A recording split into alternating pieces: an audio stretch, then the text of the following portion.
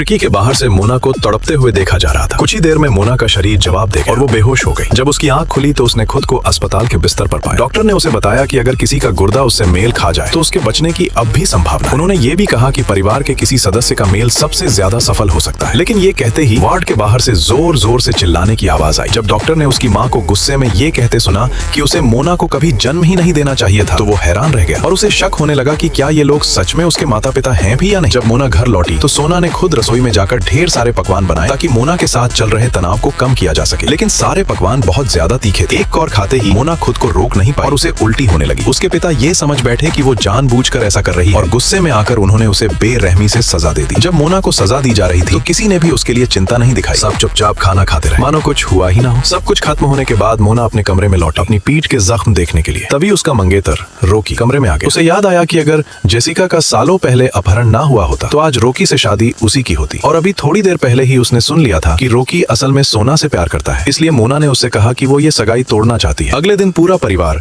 सोना के लिए शादी का जोड़ा चुनने गया। उधर मोना ने परिवार से रिश्ता तोड़ने वाला पत्र मेज पर रखा। अपने शरीर के दर्द को सहते हुए वो पास के एक पार्क की ओर चल पड़ा। अपनी बची खुची ताकत से उसने डॉक्टर को फोन किया और कहा कि उसकी मौत के बाद कोई उसके शरीर का ध्यान रखने वाला ढूंढ दिया जाए। जैसे ही उसने फोन रखा मोना मेज पर गिर पड़ी। उधर दुल्हन की दुकान में सब बेसब्री से जेसिका को शादी के जोड़े में देखने का इंतजार कर रहे थे। लेकिन तभी बाहर खड़े खड़े उन्होंने खुद सोना के मुंह से एक चौंकाने वाला सच सुन लिया। असल में वो असली अपहृत बेटी थी ही नहीं। असली सोना की तो 9 साल पहले ही मौत हो चुकी थी। वो सिर्फ अमीरी और ऐशो आराम की जिंदगी जीना चाहती थी। उसने मोना पर झूठे आरोप लगाए, उसकी बदनामी की और उसे उसके माता पिता से दूर कर दिया ताकि वो परिवार में अपनी जगह पक्की कर सके। उसका भाई अब और सहन नहीं कर सका और उसने पर्दा खींचकर सबके सामने सच्चाई उजागर कर दी। जब सोना ने पलटकर देखा कि पूरा परिवार बाहर खड़ा है तो वो डर के मारे जम गई। उसके शरीर में हिलने की भी ताकत नहीं बची थी।